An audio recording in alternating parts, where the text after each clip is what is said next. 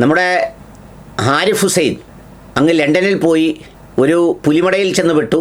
അവിടുന്ന് ഓടി രക്ഷപ്പെട്ടെങ്കിലും തുടർച്ചയായി പറഞ്ഞുകൊണ്ടിരിക്കുന്നത് കേട്ട് ചിലരൊക്കെ ചില മുൻവിധികൾ വെച്ച് താല്പര്യങ്ങൾ വെച്ച് സന്തോഷിക്കുന്ന, പറഞ്ഞ് വിദ്വേഷിപ്പിക്കുന്ന ചില സംഗതികളുണ്ട്. പല മതഗ്രന്ഥങ്ങളിലും ഒരുപാട് കാര്യങ്ങളുണ്ട്. ചിലപ്പോൾ നമുക്ക് ഭാവനയ്ക്കപ്പുറമുള്ളത്, ഒരിക്കലും നമുക്ക് പിന്തുടരാൻ കഴിയാത്തത്, അതിലുണ്ടെങ്കിൽ പോലും അതെന്നത്തെയോ ഒരു ചരിത്രം പറഞ്ഞു പോകുന്നതാകുന്നത്, എന്നാൽ ദൈനംദിനം മനുഷ്യർ പാലിക്കേണ്ടത്, ഇങ്ങനെ കുറേ കാര്യങ്ങളുണ്ട്. വിശുദ്ധ ഖുർആനിലെ പല നിർദ്ദേശങ്ങളും ചില ചരിത്രങ്ങൾ ഓർമ്മപ്പെടുത്തിക്കൊണ്ട് മനുഷ്യരെ ഉണർത്തുന്നതുണ്ട്. ചില സംഭവങ്ങൾ പറഞ്ഞുകൊണ്ട് അത് അരുതെന്ന് പറയുന്നതുണ്ട്. ചില സംഗതികൾ വളരെ കൃത്യവും വ്യക്തവുമായി പ്രതിപാദിക്കുന്നതുണ്ട്. ഖുർആനാണ് ഇസ്ലാം മത ഗ്രന്ഥത്തിൻ്റെ അടിസ്ഥാനപരമായ സംഗതി. അതിനനുസരിച്ചാണ് മോറോർലെസ് എല്ലാ കാര്യങ്ങളിലൊന്നുമല്ല, ഏതാണ്ട് പ്രധാന കാര്യങ്ങളിലെങ്കിലും വിശ്വാസി സമൂഹം മുന്നോട്ട് പോകുന്നത്. അതുകൊണ്ട് തന്നെ ഇന്ന് വരെ കേരളത്തിൽ എവിടെയെങ്കിലും സ്വന്തം മകളെ വിവാഹം കഴിച്ചതായിട്ടോ പള്ളിക്കാർ നടത്തി കൊടുത്തതായിട്ടോ അല്ലെങ്കിൽ അങ്ങനെയൊന്നും എങ്ങും കേട്ടിട്ടില്ല. അതിനി ആദ്യ വിവാഹത്തിലെ ആയാലും രണ്ടാം വിവാഹത്തിലെ ആയാലും അല്ലാത്തതായാലും എങ്ങനെയായാലും. ഇനി വ്യഭിചാരത്തിലൂടെ ഉണ്ടാകുന്ന കുട്ടിയാണ് എന്ന് ബോധ്യപ്പെട്ടാൽ വ്യഭിചാരത്തിന് ഇസ്ലാം വളരെ തീവ്രമായ ശിക്ഷയാണ് വിധിക്കുന്നത്. കല്ലെറിഞ്ഞു കൊല്ലണം, അതും ദൃക്സാക്ഷികളുണ്ടെങ്കിൽ എന്ന് പറയുന്ന വളരെ സ്ട്രോങ് സെൻസിലാണ്. എന്ന് പറഞ്ഞാൽ അതിലൊരു വഴിവിട്ട സംഗതി മാത്രമല്ല, അതിലെല്ലാ മുഴുവൻ എത്തിക്സിനെയും മുഴുവൻ മൊറാലിറ്റിയെയും ചോദ്യം ചെയ്യുമ്പോഴാണല്ലോ കുറേ സാക്ഷികൾ വരുന്നത്. 4-5 പേർ ദൃക്സാക്ഷികളാവുക ആ നടക്കുന്നതിന്, ആ സംഭവിക്കുന്നതിന്. അപ്പോൾ എങ്ങനെ വേണം, അത് തെരുവിൽ വെച്ചാകണം, ആൾക്കൂട്ടത്തിൽ വെച്ചാകണം, റോഡിൽ വെച്ച്, ഇങ്ങനെയൊക്കെയുള്ള ചില സംഗതികളുണ്ട്. അത് വേറൊരു സബ്ജക്റ്റാണ് അതിലേക്ക് പോകുന്നത്.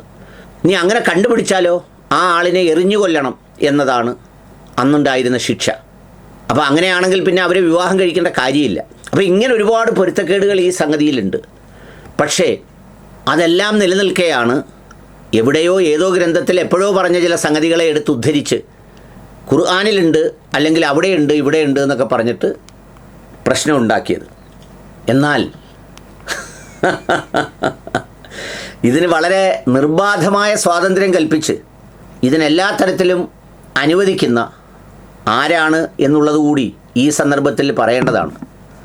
ഞാൻ കഴിഞ്ഞ ദിവസം ഒരു വീഡിയോയിൽ പറഞ്ഞു, ഫിർഔനിൻ്റെ പണിയാണ് ഈ ആരിഫ് എടുക്കുന്നതെന്ന്. കാരണം ചില കാര്യങ്ങൾ തുറന്നു വെക്കുമ്പോഴാണ് ആ തുറന്നു വെക്കുന്നതിലൂടെ ജനങ്ങൾക്ക് കയറി ചില ഒളിപ്പിച്ചു വെച്ച കാര്യങ്ങൾ അല്ലെങ്കിൽ ശ്രദ്ധയിൽപ്പെടാത്ത കാര്യങ്ങൾ പെട്ടെന്ന് കാണാൻ കഴിയുക. അത് വളരെ കൃത്യവും വ്യക്തവുമായി കാണാൻ കഴിയുക. അതിലൊന്നാണ് ഈ പ്രഭാഷണം. ഈ പ്രഭാഷണത്തെ പിന്നീട് ഇതിൻ്റെ ഉപജ്ഞാതാവ് തിരുത്തിയിട്ടുണ്ട്. അത് ഇതിനേക്കാൾ രസകരമാണ്. ആ പ്രസംഗം സ്വതന്ത്രത എന്ന് പറയുന്നത് അല്ലെങ്കിൽ സ്വതന്ത്ര ചിന്താഗതിയുടെ ഒരു പാർട്ടാണ് സ്വതന്ത്ര ലൈംഗികത. അല്ലാതെ അതിനു വേണ്ടിയിട്ടല്ല ഇവിടെ കൊടിയും പിടിച്ചുകൊണ്ട് നടക്കുന്നത്. പക്ഷെ അത് ഒരു പാർട്ടാണ്. നമ്മൾ ലൈംഗികതയെ കണ്ടില്ലേ, സ്വതന്ത്ര ചിന്തയുടെ ഭാഗമാണ് സ്വതന്ത്ര ലൈംഗികത. ഇസ്ലാം മതത്തിൽ പറയുന്നത് എന്താണെന്നറിയോ, നിങ്ങൾ അതിനുള്ള ഒരു സാഹചര്യം പോലും ഉണ്ടാക്കരുത്. വളരെ ശ്രദ്ധേയമായ ചില നിരീക്ഷണങ്ങളുണ്ട്. 2 അപരിചിതർ, ഒരാണും പെണ്ണും ഒരിടത്ത് ഇരുന്നാൽ മൂന്നാമതായി നിങ്ങളോടൊപ്പം പിശാചുണ്ടാവും എന്ന് പറഞ്ഞാൽ നിങ്ങൾ 2 പേരല്ല 3 പേർ. പിന്നെ അതുപോലെ കണ്ണുകൾ കൊണ്ട് പോലും നിങ്ങൾ ബലാത്സംഗം ചെയ്യരുത് എന്ന് പറഞ്ഞൊരു പ്രയോഗം ഉണ്ടല്ലോ. എന്ന് പറഞ്ഞാൽ ബലാത്സംഗം ചെയ്യരുത് എന്നല്ല പറഞ്ഞത്, നിങ്ങൾ അതിനോട് അടുക്കരുതേ എന്നാണ് പറഞ്ഞത്.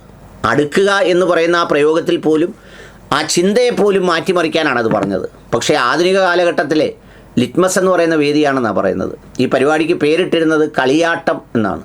നമ്മൾ സാധാരണ കളിയാട്ടം എന്നൊക്കെ പറയുന്നത് പരമ്പരാഗത കലകൾക്കാണ്. ചില കഥകളി പരിപാടികൾക്ക് അങ്ങനെ ചില ടൈറ്റിൽസ് കേട്ടിട്ടുണ്ട്. ചില അതുപോലെയുള്ള നൃത്യ പരിപാടികൾക്കൊക്കെ കേട്ടിട്ടുണ്ട്. ആ പേരാണ് ബഹുമാനപ്പെട്ടവർ ഇട്ടിരിക്കുന്നത്. ദേശീയതയോട് ചേർന്ന് നിന്നാണ് എന്നുള്ളത് പ്രത്യേകം ഓർക്കണം. മ്യൂച്വൽ കൺസെന്റിന്റെ അടിസ്ഥാനത്തിലാണ്, പരസ്പര സമ്മതത്തോടു കൂടിയുള്ള ലൈംഗിക ബന്ധത്തോടെ ഒരു കാരണവശാലും എതിർക്കേണ്ട കാര്യമില്ല. Even in incest sex, if they are willing let them do. അതായത് 2 പേരും സമ്മതത്തോടെ ആണെങ്കിൽ, അമ്മയാകട്ടെ പെങ്ങളാകട്ടെ മോളാകട്ടെ, അതാണ് ആരായാലും അതിനെ എതിർക്കേണ്ടതേയില്ല. 2 പേരും സമ്മതമാണെങ്കിൽ. എന്നാലോചിച്ച് നോക്കൂ, ഈ വാദഗതി ചുമക്കുന്ന ആളിൻ്റെ പേരാണ് നമ്മുടെ രവിചന്ദ്രൻ ജീവിതത്തിൻ്റെ വേദിയാണ്.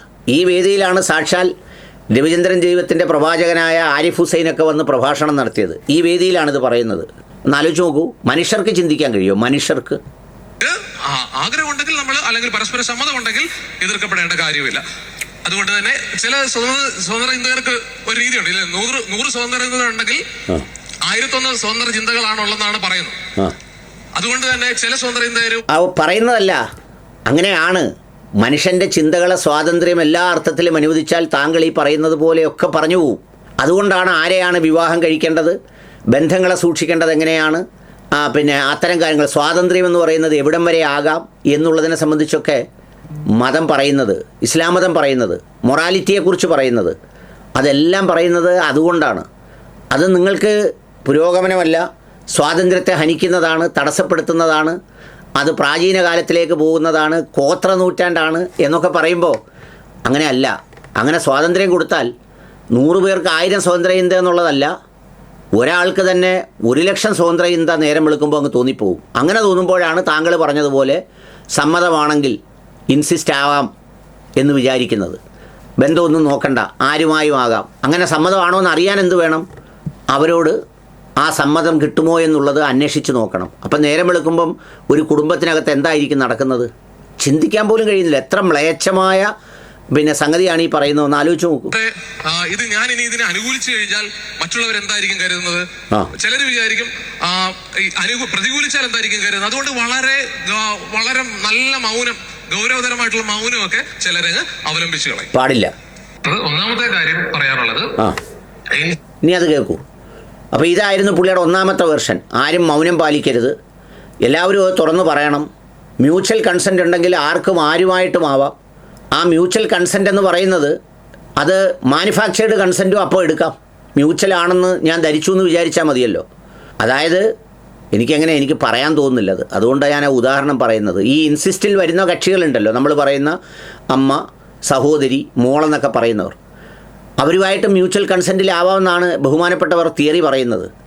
ആ തിയറിയിൽ ആ മ്യൂച്വൽ കൺസെൻറ്റ് എന്ന് പറയുന്നത് മാനുഫാക്ചേർഡ് ആകാമല്ലോ.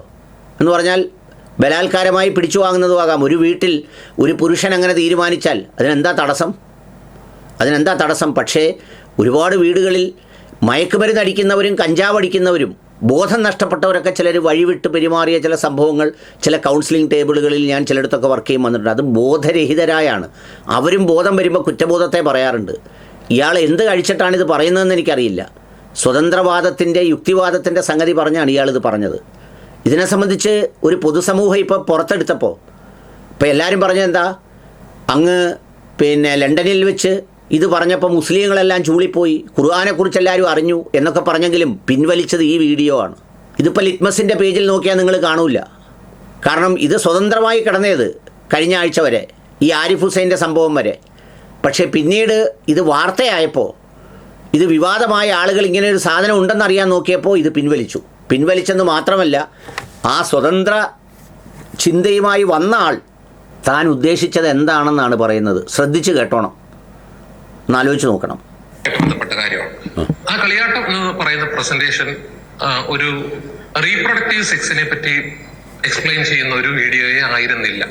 അപ്പൊ അങ്ങനെയാണെങ്കിൽ നമ്മൾ ഉറക്കം വരുന്നത് എങ്ങനെയാണ് ഒരു മെയിൽ ആൻഡ് ഫീമെയിൽ ഗ്യാമറ്റോജനിസിസ് മുതൽ, അല്ലെങ്കിൽ അതിനു മുമ്പുള്ള കാര്യങ്ങൾ മുതൽ തുടങ്ങി ഫെർട്ടിലൈസേഷനോ അല്ലെങ്കിൽ അതിനുശേഷമുള്ള ഡെവലപ്മെന്റ് ബയോളജിയൊക്കെ പറഞ്ഞിട്ട് വേണം നമ്മൾ അതിലേക്ക് കടക്കാൻ. അതൊരു റീപ്രൊഡക്റ്റീവ് ബയോളജിയെ പറ്റി പറയുകയാണ്. ഒരു സംഭവമേ അതിൻ്റെ അകത്തില്ല. അത് അവിടെ പറഞ്ഞത് റീപ്രൊഡക്റ്റീവ് ആയിട്ടുള്ള ഒരു സെക്സിനെ പറ്റി അല്ല. അതായത് അവിടെ ഞാൻ അന്ന് പറഞ്ഞത് നിങ്ങൾ മുമ്പേ കേട്ടപ്പം ബഹുമാനപ്പെട്ടവർ പറഞ്ഞില്ലേ, ആ പറഞ്ഞത് ഒരു റീപ്രൊഡക്റ്റീവ് സെക്സിനെ കുറിച്ചല്ല. റീപ്രൊഡക്റ്റീവ് സെക്സ് എന്താ? കുട്ടികളെ ജനിപ്പിക്കാൻ വേണ്ടിയുള്ള ഒരു സെക്സ്. ഇങ്ങനെ പ്രവർത്തിപ്പിക്കുന്നത് അല്ലെങ്കിൽ ഇങ്ങനെ പ്രവർത്തിക്കുന്നത് ഒരു റീപ്രൊഡക്റ്റീവ് ആംഗിളിലല്ല. അവരെ ആരെയും പ്രസവിപ്പിക്കാൻ വേണ്ടിയല്ല. അങ്ങനെ ഉദ്ദേശിച്ചിട്ടേ ഇല്ല. നമ്മൾ തെറ്റിദ്ധരിക്കരുത്. ബഹുമാനപ്പെട്ടവരങ്ങനെ ചിന്തിച്ചിട്ടേ ഇല്ല. പക്ഷേയോ പിന്നെ പുള്ളി പറയുന്നുണ്ട് ബാക്കി. അങ്ങനൊരു സംഭവമേ അതിൻ്റെ അകത്തില്ല. അത് അവിടെ പറഞ്ഞത് റീപ്രൊഡക്റ്റീവ് ആയിട്ടുള്ള ഒരു സെക്സിനെ പറ്റി അല്ല, ഒരു റിക്രിയേഷണൽ സെക്സിനെ പറ്റി, ഒരു വിനോദത്തിന് വേണ്ടിയിട്ട് മാത്രം സെക്സ് ആസ്വദിക്കുന്ന ഒരു കാര്യത്തെ മാത്രം നിർത്തിയാണ് പറഞ്ഞിട്ടുള്ളതെന്ന് ആ പ്രസന്റേഷൻ കാണുന്ന ആർക്കും മനസ്സിലാവും. ഇപ്പോഴും മനസ്സിലാക്കാത്ത ചില പുരോഗമനവാദികൾ പോലും ഉണ്ട്. അപ്പം അങ്ങനെയാണ്.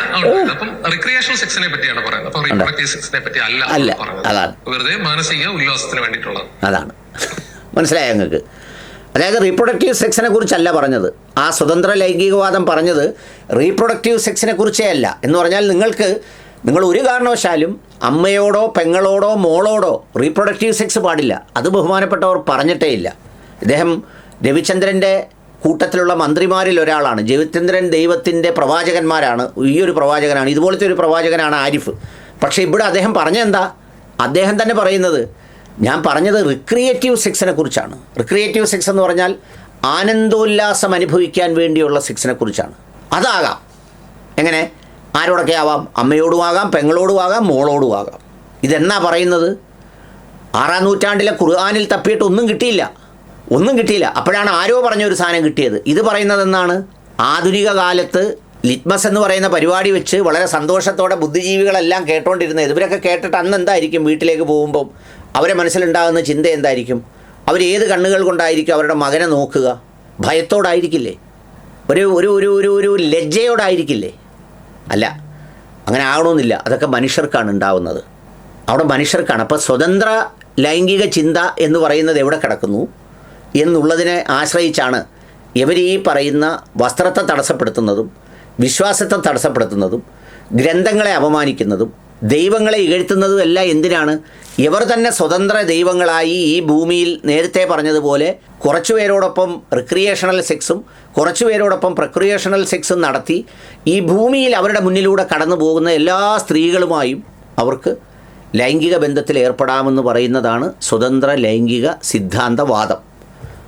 അതിനെ സാധൂകരിക്കുന്ന പ്രവാചകനെ വെച്ചുകൊണ്ടാണ് അതിൽ കൂട്ടത്തിലുള്ളവരായ ആരിഫ് തപ്പുന്നത്. എപ്പടി ഇരിക്ക്? ഇതൊന്നും ഞാൻ പറഞ്ഞതല്ല, അദ്ദേഹം തന്നെ പറഞ്ഞത് കാണിച്ചു എന്നേ ഉള്ളൂ.